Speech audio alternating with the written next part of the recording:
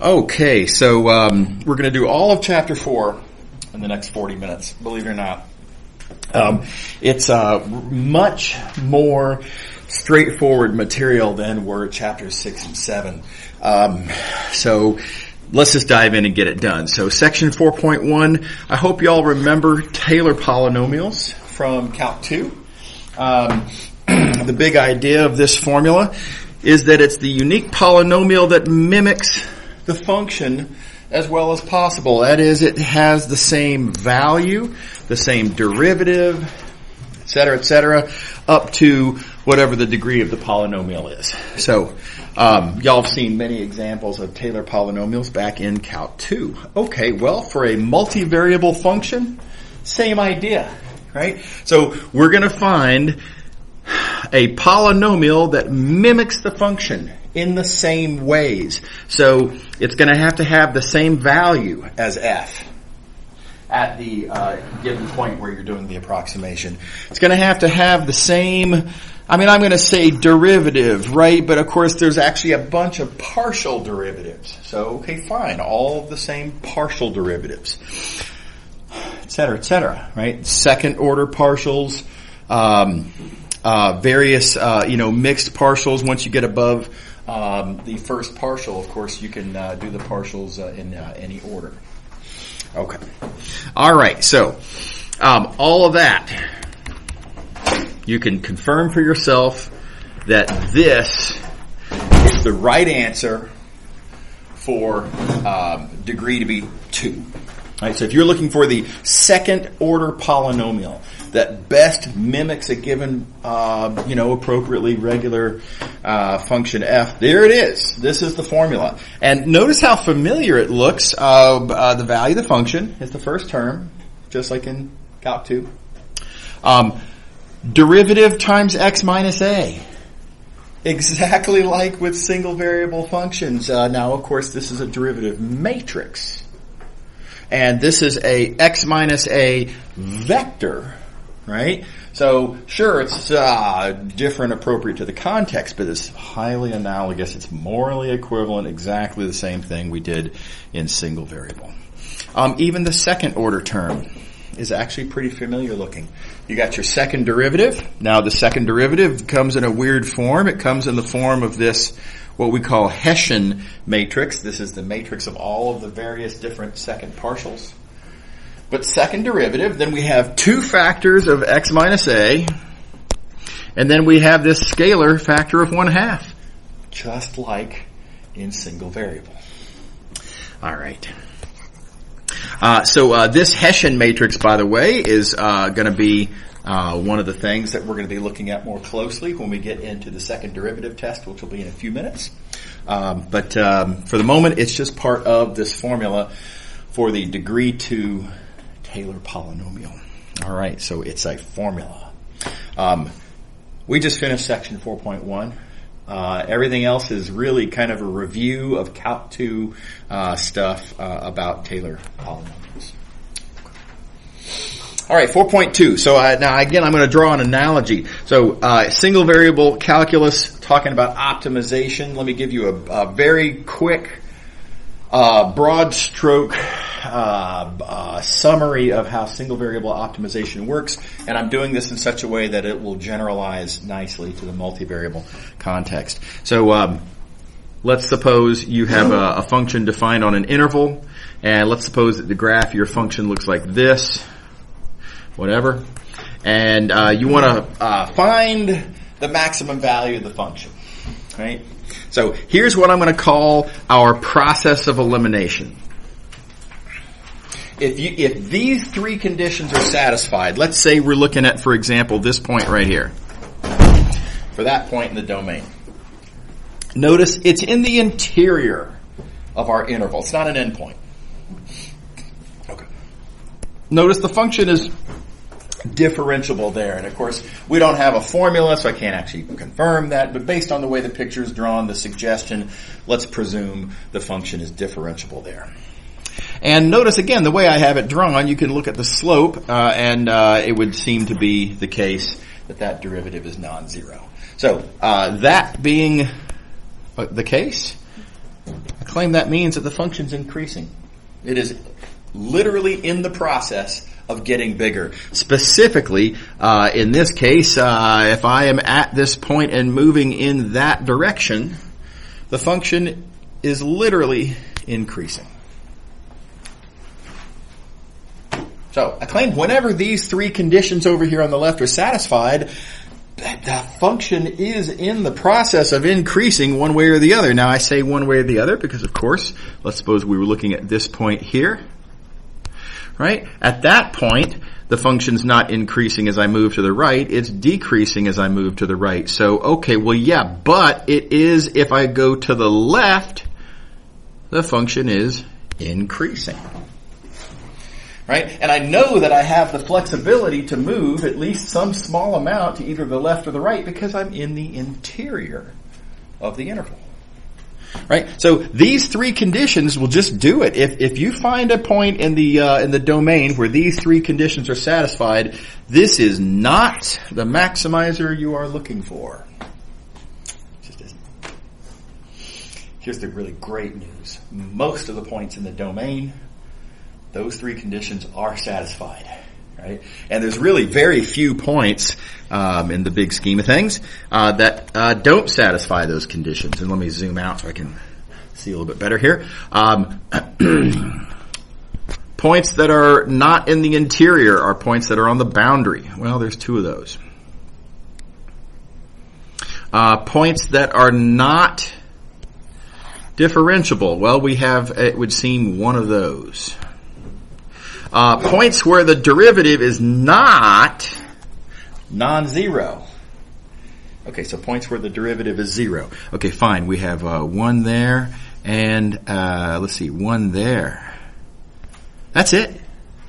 These are the only points in this entire interval where we do not have all three of these conditions. So for all the remaining points, the vast majority of the points in this domain,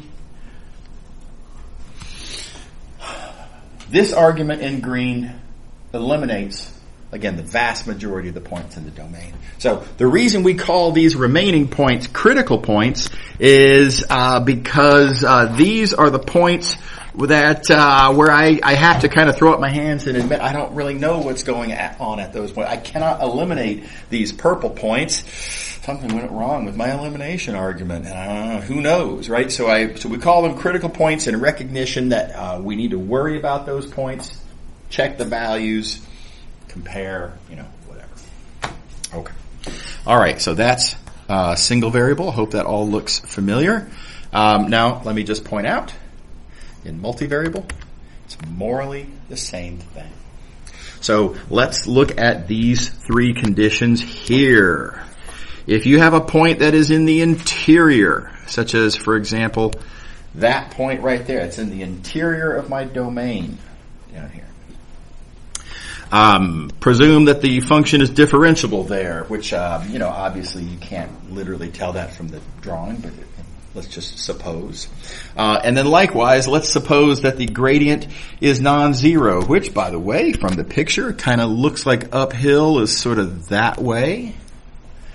Right, approximately, heading, from here on the hillside, heading up toward the top. It looks, approximately like that. With those three assumptions, the function is in the process of increasing. This can't be the maximizer I'm looking for because, look, as I go in that direction, this is a direction defined by the non-zero gradient vector. Right? And I know I can go in that direction because I'm in the interior. It's not like I'm on the edge. Right? As I go in that direction, function's increasing. Definitely not the maximizer I'm looking for. And again, this applies to the vast majority of points in the domain. The only exceptions are where one of these conditions fails. Points that are on the boundary. Now, this is a problem. Because look at how many points there are on the boundary now. It's not just 2 points anymore. So we're going to have to deal with that. This is a worry. There are lots of points on the boundary. I'll come back to that in a few minutes. Points where the function fails to be differentiable. We've got one right here. For example, that's usually small number of points at most. And then points where the gradient fails to be non-zero, aka where the gradient is 0. And we've got a couple of those. There's one right here where you can see that's kind of the function's kind of sort of flat there in sort of a Pringle sort of a sense, right? They call it a saddle point. I think they should call it a Pringle point these days. Likewise, here is another saddle point. It's kind of concave down as you're going across the mountain pass, right? But it's concave up between the two mountain peaks. And then let's see, here's another point where the gradient is 0 because it's kind of flat up at the top of this mountain.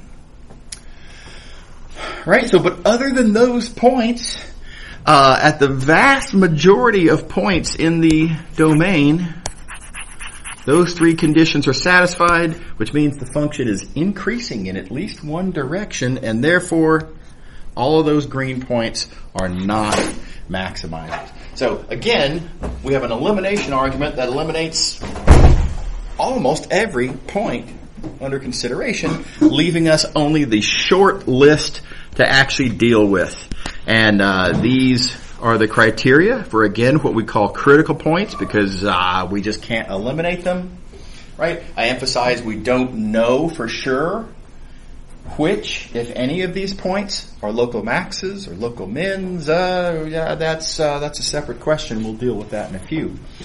But these are the only ones that I have to worry about. Nothing else. None of those green points could possibly be of interest as a maximizer. How are we doing? Everybody on board? All right.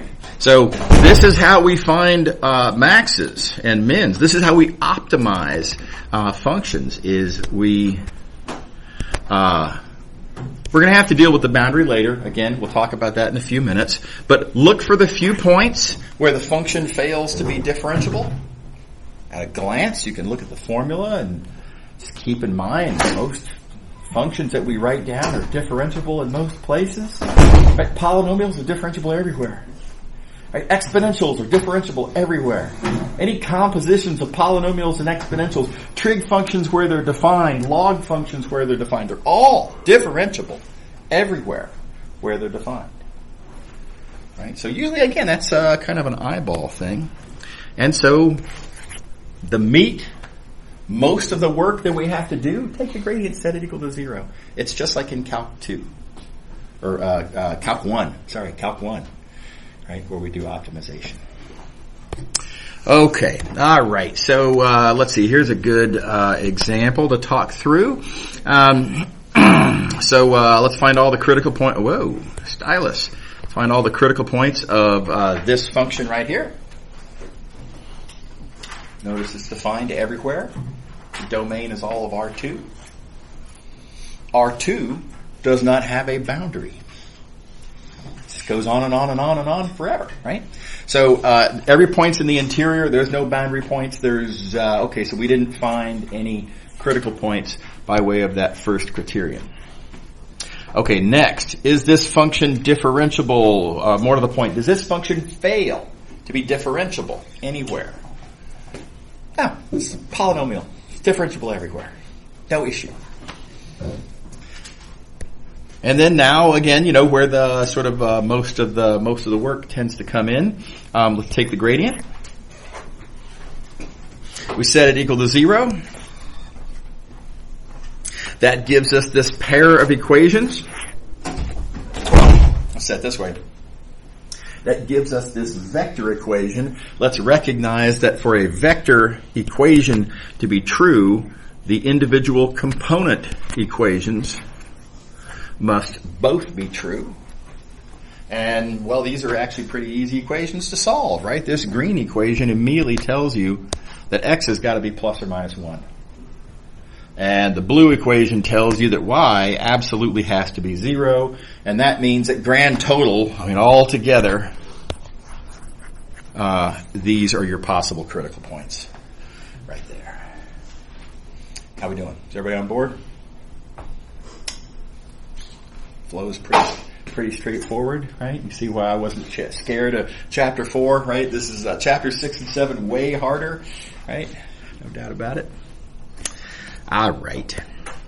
Now, I do want to warn you a little bit about algebra. There are some easy little algebraic landmines to accidentally step on. I'm going to try to point out the location of these landmines as we come across them, as we go through this material.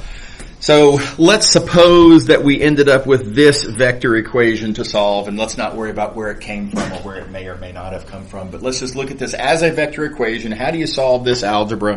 And it's tempting to say, okay, well, this tells me that, and therefore x equals y.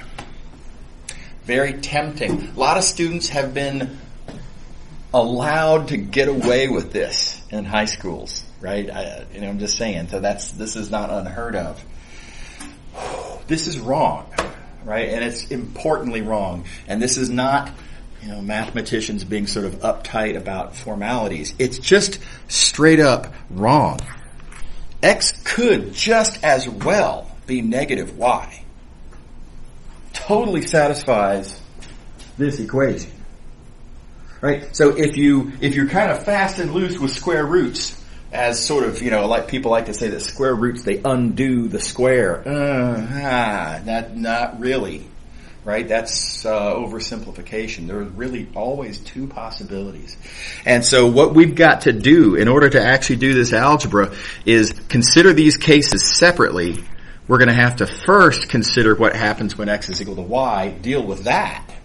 And then having done that, come back, start all over, and consider a totally new scenario where x just as well could be negative y.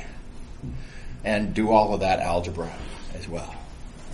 Right? So this is one of the big landmines. A lot of students fail to find certain critical points because they're too casual with the algebra. By the way, let me pitch. I have, I'm constantly pitching my YouTube channel because that's where I have a lot of good stuff. One of them, in the miscellaneous topics playlist, I have a recording called Algebraic Pitfalls. And it's a half hour or so of discussion all about this. I'm going to say broadly speaking, this kind of thing. The kind of algebra that high schools tend to sweep under the rug and that very often students come in not really proficient at, maybe as much as they should be. So if you think that might be you, if you don't trust yourself on this kind of thing, that'd be a great video to watch. I hope you'll find it useful. Okay, so let's take through the details here. X equals y. How does that help us with this algebra? Well, I can plug that into this equation, which then becomes this, which I can then solve for y. And once I know y, that tells me x from the premise, namely this is the case where x equals y. So I know the y's, I know the x's, that gives me critical points. So it's not hard algebra, right? Very straightforward. But you have to recognize that is merely the first case. Right? So if you put a box around these and move on to the next question, then you've missed a case. Let's do that second case now. The second case is where x is negative y. If that's true, then this equation becomes that. A little bit different. All right, now this equation for y is different from that equation for y. We get different values of y, which, when we plug in to the premise that x is negative y, then gives us two more critical points. Now, one of them is a repetition, right? I mean, we already had 0, 0, so this is. That's been done. I'm going to kind of scratch it off because we already knew that one, right? But it remains that if we had not considered this second case, we would have missed that third critical point. Okay, so heads up on the algebra. Please do be careful. Please do not again, the fast and loose with the algebra, you can get into big trouble. And missing critical points. I mean, you definitely lose points on the grading of a final exam question by that. Everybody with me? All right. Okay, moving along. Let's talk about the second derivative test. Y'all remember the second derivative test in single variable. The point is, if you look at your Taylor polynomial, after you ignore the first order term where, again, if the derivative is 0, that goes away. The predominant controlling behavior of the function is given by the second order term. The second order term, its behavior, is entirely controlled by the value of the second derivative, thus the name second derivative test. Okay, likewise for the multivariable case, we're going to be looking at the second order term, and we're going to be trying to decide if this is always positive or always negative, in which case we have an extremum, right? If the second order term is always positive, then it's sort of, if you will, concave up, and we have a minimum. Or vice versa, if this is always negative, then we would have concave down, and that means we'd be looking at a local maximum. Right. By the way, quick linear algebra reference. Notice that this expression is a quadratic form. Right. So one of the big tools in coming up with an answer to what do I know about the behavior of this term? A lot of it comes from your Math 218 understanding of quadratic forms. Right. Yes. Is this just the same as making a statement about the definiteness of it? Of the quadratic form, yeah. Mm-hmm. Yep. Absolutely. Now, there is a little bit more that we can use, and this is convenient, because this is not just a random matrix, right? This is a special matrix. Being a Hessian, it is also symmetric. So, there's some clever linear algebra arguments that you can make, knowing not just that we're looking at a quadratic form, but where the matrix is also symmetric. Neat things happen. And this is not a context where we're going to talk about all that linear algebra, but if you're interested in a linear algebra challenge exercise, this argument right here goes through what I'm going to call the main checkpoints of breaking down the rules into what we're going to actually be using in this course. And you don't have to do that linear algebra. That's, again, just if you're interested. What you do need to do is to know this second derivative test right here for functions of two variables. The little flow chart. And again, you're not responsible for where this comes from, but you need to know the flow chart. The broad strokes of the flow chart are like this. If the determinant of the Hessian matrix, I like to call this the Hessian determinant. You're going to hear me say Hessian determinant a lot here in the next few seconds. If your Hessian determinant is positive, my stylus would work. If my Hessian determinant is positive, roughly speaking, that means that everything's as you expect. Look at the x second partial. If it's positive, that means min. If it's negative, that means max. It's totally smacks of the single variable second derivative test. So, positive Hessian determinant means good news. Everything is sort of as you would expect. Okay. Negative Hessian determinant is a weird scenario. Negative Hessian determinant means something's gone wrong. Something is happening here that kind of doesn't really exist in single variable. And in fact, you can show that this is always what we throw into a large category called saddle points. Now, it could be that the saddle point is literally shaped like a saddle, aka a Pringle. Again, in modern sort of references, right, sort of concave up in one direction, kind of concave down in the other direction. That is a possibility. But there's all sorts of different kinds of saddles, and you can Google image search and find a bunch of them to look at. My favorite is the monkey saddle. If you're looking for something funny, something kind of interesting, Google image search monkey saddle. You'll see what that looks like. It's an unexpected sort of weird shape. There is no single variable version of it. And then you scroll down in the image search, and somebody's actually put a monkey on a little saddle on a dog. It's actually pretty funny too.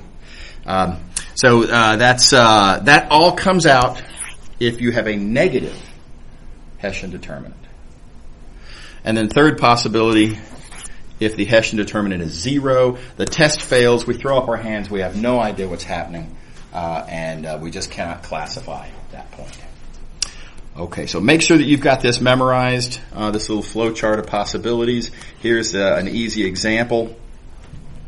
Here is a function. Here's the critical points. We looked at this function earlier, found these critical points. Let's look at the first critical point here, -1, 0. Let's ask, is this a local max or local min, or what can I say about this point? So we compute directly from the function itself, compute the Hessian matrix. It's the matrix of second partials. We take the determinant, right? And then all you got to do is plug this into there. We see that it's negative, and we're done, right? Because a negative Hessian determinant means saddle point. Just following the flow chart, and we've classified that critical point. How we doing? Everybody's happy? Okay. All right, I'm going to let y'all do the second critical point. So again, just a matter of following the flow chart. Here's the details. Okay, now the next couple of pages here is what I'm going to call supplemental. This doesn't have to be covered. I like to be able to talk about this stuff when we have time. We don't have time this term. It's not a major loss. Don't worry about it. It's not anything you're going to be responsible for. But if you're curious, if you just want to make sure that your bases are all covered, global extrema is an interesting thing to talk about. It asks the question of where is the function biggest overall, not just where is it sort of locally the biggest, where is it bigger than any other nearby points, right? Anyway, interesting stuff, and none of this is anything that you need to worry about, though. So we're going to skip those 2 pages. And we're going to pick up now section 4.3, Lagrange multipliers. So this is what we call constrained optimization. We want to find, for example, the maximum or possibly minimum value of some function, but not overall,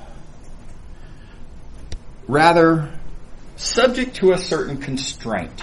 So not considering all possible inputs, but just the inputs that satisfy whatever the constraint is. Here's an example. See what this looks like. If you want to find the point that's on this curve that's as close as possible to the origin. This is a constrained optimization problem. So in particular, the function that we want to optimize,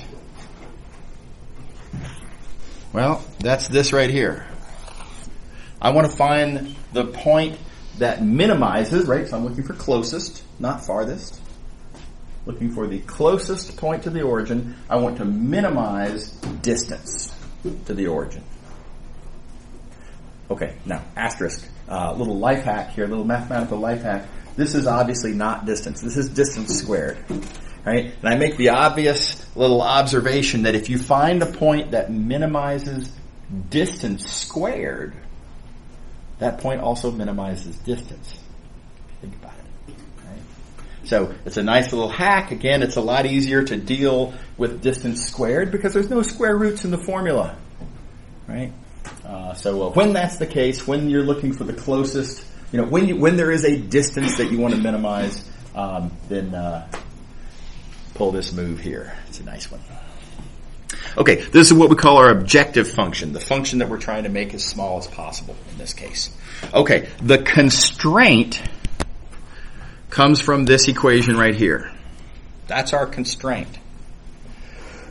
Very importantly, for what we're going to do here, the constraint, we're going to always view the constraint as a level set. If your algebra is written as it is here as a level set super, That's handy. If it's not, rewrite your algebra. Move terms around however you have to. Make it a level set of some function.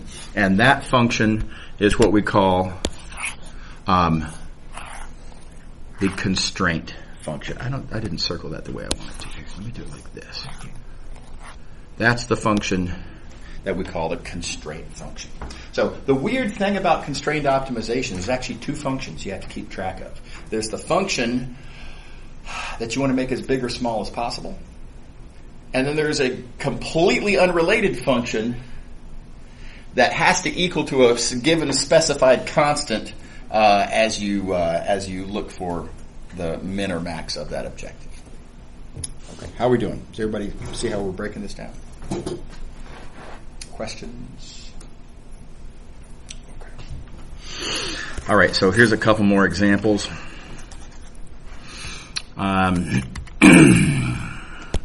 Suppose I want to make the biggest possible box.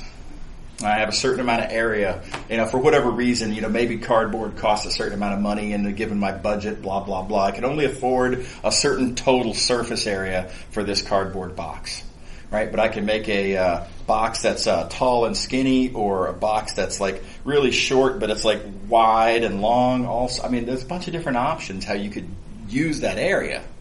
And of all of those options, I want to find the one that makes the biggest total volume inside the box. Okay, well, we are trying to optimize, we are trying to optimize volume. Volume is our objective there. Right. And the constraint function is area. Everybody see how that works? Just fitting the question into the format that we're going to be dealing with objective function and constraint function. Okay, likewise, looking at this example here, we want to maximize productivity of our little small business. Sure, right? That makes sense. But tragically, we have a limited budget. I don't just have infinite money for my small business, and I've only got X amount of bucks, right? And I've got to have to hire labor, and I'm going to have to buy tools and equipment, and I'm also going to need materials. Every widget that I stamp out requires a certain amount of raw materials. So how do I allocate these various resources to maximize productivity? Okay, well, productivity is what we're trying to optimize. My constraint is this budget, that I have a fixed amount of money that I have to spend, and no more. Okay. All right. Okay, here's the good news. Just like with unconstrained optimization problems, what we're going to have is an elimination tool. And the elimination tool is going to allow us to eliminate most points in our domain. We're just going to be able to instantly conclude there's no way this could possibly be the point that we're looking for. Right? And we'll have a small list of points remaining that aren't, that we can't eliminate, or we don't really know what's going on. And okay, so we have to confess since we can't eliminate them. We'll call them critical points and deal with them later. So here's our elimination tool. When these three conditions are satisfied, the function is increasing, and therefore such a point cannot be our maximizer. Now let's talk through how this elimination works. I need everything to be differentiable so that I can do calculus. No surprise. The elimination argument's a calculus argument, specifically taking directional derivatives. I'm going to need the constraint gradient to be non-zero. Basically, this is because I need the constraint gradient, and keep in mind the constraint gradient is always perpendicular to the constraint set. After all, the constraint set's a level set. We know that gradients are always perpendicular to level sets. So this constraint gradient defines a direction perpendicular to our level set. And I need it to be non-zero so that it will actually define a direction. And with that done, all that's remaining is I need for my gradient, my objective gradient of f, to point off of axis. That's it. If my objective gradient is pointing off of the direction defined by gradient of g, there's no way that this could possibly be the point that we're looking for. And let's just think through why. In this scenario, I can take my objective gradient, kind of drop a perpendicular down here to the tangent plane, and then just start moving in that direction. This keeps me in my constraint set, not breaking any rules, right? I'm staying on the constraint surface, and yet I'm moving at least somewhat. I got an acute angle here. I'm moving at least somewhat in the direction of the gradient, and as I do so, then that directional derivative is going to be positive. And that means that in this scenario, at this point, the function is in the process of increasing. You can't have a maximizer if the function's still getting bigger, right? So as you move in this direction, that directional derivative, positive, function's getting bigger. Okay. So that's our elimination argument. It fails when one of these three things happens. Either if one of these functions fails to be differentiable, we can't do any calculus. If something's not differentiable, that's a problem. If the constraint gradient doesn't actually define a direction, that throws a wrench into the works. It's just a problem.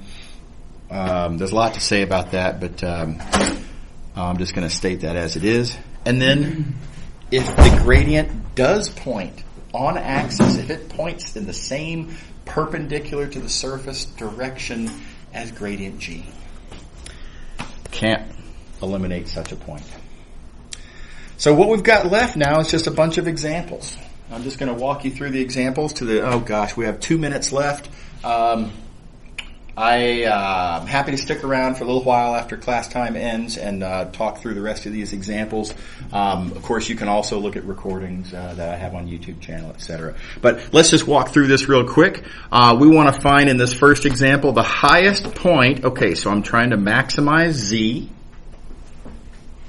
Right? Maximizing z is how you find something that's the highest. And I have a level set, you'll notice here, my constraint. I need a certain function to equal to 4. Well, this function, whose level set I'm looking at, is my constraint function then. So I've got an objective function and a constraint function. Now let's look at our criteria. First, I've got to check and see where these fail to be differentiable. What do you think? F or G, does it ever fail to be differentiable? No, they're polynomials. Polynomials never fail to be differentiable, so we're not going to find any critical points on the basis of differentiability problems. Okay. Next, we've got this weird thing here. Weirdly, this is called the degeneracy condition. Don't worry about the lingo. It comes from a different context. But if the gradient of g is equal to 0, how would I know if the gradient of g were equal to 0? Well, here's the gradient of g. Is that ever 0? Hard problem, actually. Here's a rewrite of it. It's a little bit of linear algebra. Rewrite it as a matrix. Right? And if I want to know when that's equal to 0, well, then what I have here is a little homogeneous matrix equation. Flashbacks to Math 218. What is that? First couple of weeks of class, probably, I would guess. And how do we solve these? Well, row reduction or a singularity argument, whatever you find easiest. I think the singularity argument is the easiest. You notice that this matrix, you can compute the determinant. It's non-zero. That means this is a non-singular matrix. That means there is exactly one solution to this equation, and the solution is the trivial solution where x, y, and z are all 0. Right, so now make sure you're good with this linear algebra, right? The fact that it determines non-zero, pivot in every row, pivot in every column. However, they phrased it in 218.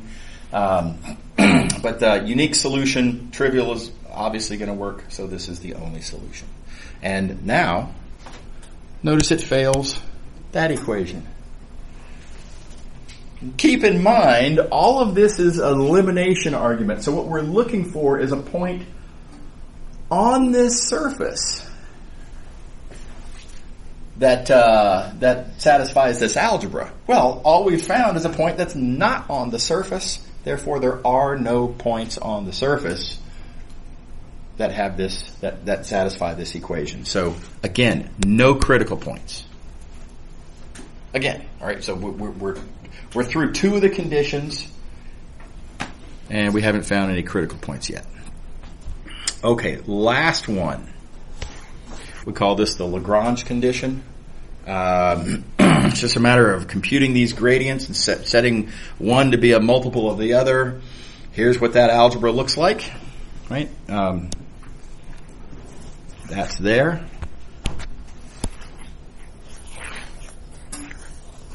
That's there. Don't forget, again, the reason we're interested in these equations is because if there is a point on our constraint set satisfying these equations, then it's a critical point. Let me say that differently. If there is a point that satisfies these equations and is on our constraint set, okay, so in other words, if there is a point that satisfies all four of these equations, is really honestly what we need, right? Any point that satisfies all four of these equations will be a critical point. So we've got to now solve this little set of four equations. It's always different. The algebra on these is always a little bit different. I'm going to show you how this one works. Some are like this. Some are not. Some are more like the next example that I have that I can show you.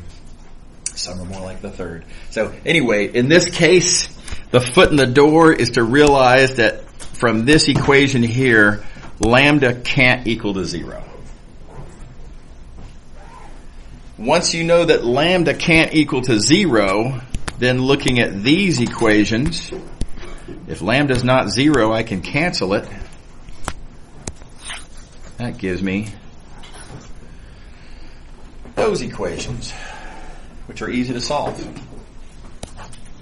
And then all of that you can plug into your constraint equation, which you can then solve to find a value of z. And then it all unravels at that point. Like I say, the algebra on these is all different. Every example is different. I guess we'll call it there.